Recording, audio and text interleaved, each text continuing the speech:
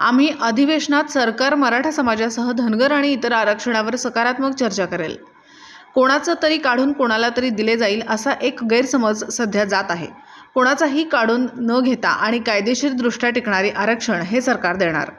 आंदोलनात दगडफेक, जाळपोळ, पोलिसांवर हल्ले झाले तर वेगवेगळ्या नियमानुसार कारवाई होत असते. सरकार जाणीवपूर्वक कठोरपणे कारवाई करण्याच्या मनस्थितीत नाही. मुख्यमंत्री शिंदे यांच्या शब्दावर त्यांचा विश्वास आहे हे त्यांनी सांगितलं आहे. जरांगे पाटलांना विनंती आहे त्यांनी संयम पाळावा.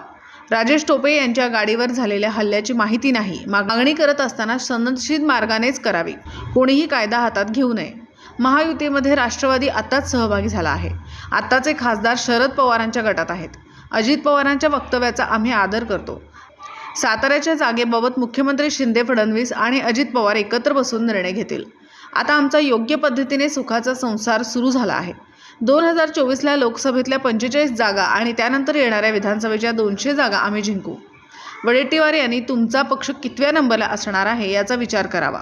नगरपंचायत निवडणुकीत तुमचा पक्ष कितव्या नंबरला गेला याची आकडेवारी मिळवा. त्यांनी जो आम्हाला शब्दप्रयोग केला आहे तशीच अवस्था त्यांची 2024 नंतर होणार आहे. शरद पवार होते त्यांनी हे सिद्ध झालेलं आहे. या पार्श्वभूमीवर कसं बघता आणि आज हे शरद पवार गटाला संपवण्याची सुपारी अजितदादांना भाजपने दिलेली आहे असं एक ते हे झालेलं आहे. आता बघा, त्या अंतर्गत बाबींवर बोलणं मला योग्य वाटत नाही. कारण माननीय अजितदादांनी, माननीय प्रफुल्ल पटेल साहेबांनी, माननीय तटकरे साहेबांनी ज्या हालचाली घडल्या होत्या मागच्या 2 वर्षामध्ये, 1.5 वर्षामध्ये, अगदी पहाटेच्या शपथविधीपासून ते कालच्या शपथविधीपर्यंत, हे सगळं पक्षाची भूमिका म्हणून तिन्ही त्यांच्या नेत्यांनी स्पष्ट केलेलं आहे. तर मी आणि त्याच्यामध्ये काहीतरी वेगळं बोलणं योग्य नाही. आता आमच्या तिघांचा योग्य पद्धतीनं संसार सुखाचा चालू झालेला आहे. तो नक्कीच सुखाचा पूर्ण होईल. आणि आम्ही एवढंच आपल्याला सांगतो, महाराष्ट्राच्या लोकसभेच्या 48 जागांपैकी महायुतीच्या NDAच्या माननीय मोदी साहेबांच्या नेतृत्वाखालच्या पक्षाला NDAला 45+ लोकसभेतलं बहुमत आम्ही मिळवू आणि लगोलग होणाऱ्या विधानसभेला 200+ बहुमत मिळवू. एवढी ताकद आम्ही महाराष्ट्रामध्ये महायुतीच्या माध्यमातून निर्माण करू.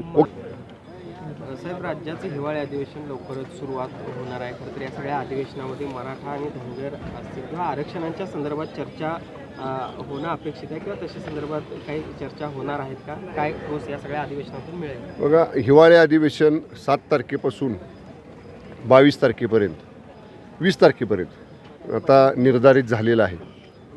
आणि या पूर्ण कालावधीमध्ये नक्कीच जो राज्यासमोर सध्या जे काही महत्त्वाचे प्रश्न आहेत, म्हणजे वेगवेगळे आरक्षण, विशेषतः मराठा आरक्षण, धनगर आरक्षण, OBC आरक्षण, या सगळ्याच बाबतीत वेगवेगळ्या समित्या, अभ्यासगट, विशेष करून मराठा आरक्षणाच्या बाबतीत तर मार्गदर्शन राज्य सरकारच्या मराठा आरक्षण उपसमितीला करण्यासाठी 3 रिटायर्ड हायकोर्ट जज साहेबांचं एक मार्गदर्शन मंडळसुद्धा आपण स्थापन केलेलं आहे.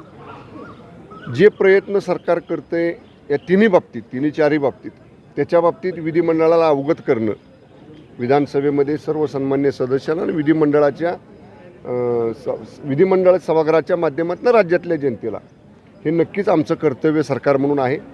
आणि योग्य वेळ ज्यावेळी माननीय अध्यक्ष महोदय निर्धारित करून देतील आम्हाला विधानसभेमध्ये, त्यावेळी या सर्व प्रश्नांसाठी जे सरकार प्रयत्न करत आहे आणि विशेषतः जे थोडेसे गैरसमज आहेत वेगवेगळ्या समाजांमध्ये, की कुणाचं तरी आरक्षण काढून कुणाला तरी देणार आहेत किंवा कुणाच्या तरी आरक्षणामध्ये कुणाला तरी वाटेकरी करणार आहेत, तर ही भूमिका राज्य सरकारची, विशेषतः माननीय मुख्यमंत्री एकनाथजी शिंदे साहेबांची बिलकुल नाही.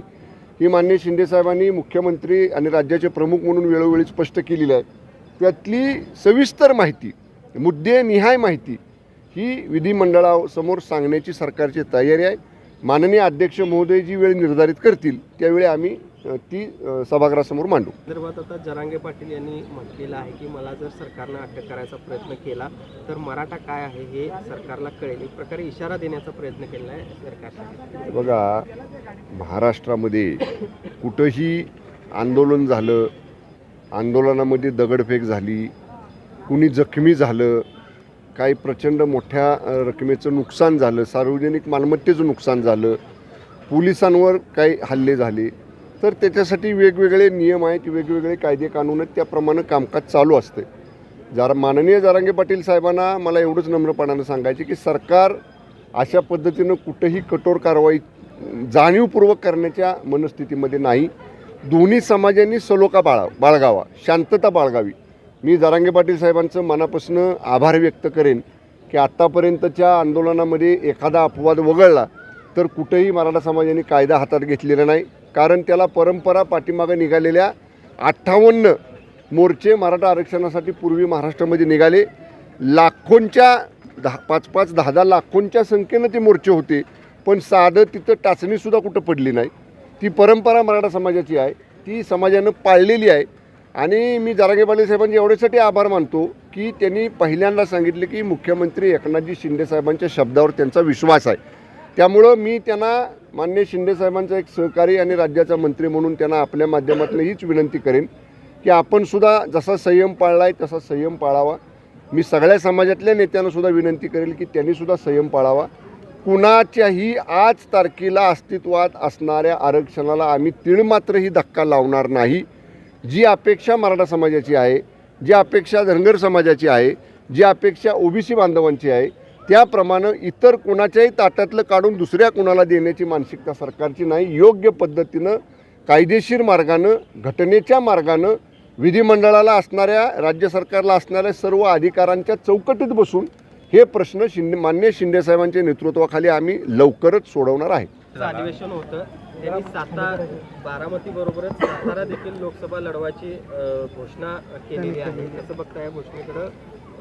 काय आहे, महायुती म्हणून आम्ही निवडणुका लढणार आहोत आणि महायुतीमध्ये नव्यानंच आत्ता राष्ट्रवादी काँग्रेस पक्ष सहभागी झालेले आहेत. हे बरोबर आहे की असा जर विचार केला की ज्या पक्षाकडं विद्यमान जागा आहे त्या पक्षानं ती लढवावी, तर परंतु साताऱ्याची जागा ही राष्ट्रवादी काँग्रेसकडे जरी असली तरी आत्ताचे असणारे खासदार हे शरद पवार साहेबांच्या गटात आहेत, ते मान्य अजितदादांच्या गटात आलेले नाहीत. ही एक बाजू. पण तरीसुद्धा मान्य दादांच्या वक्तव्याचा आम्ही मान राखतो.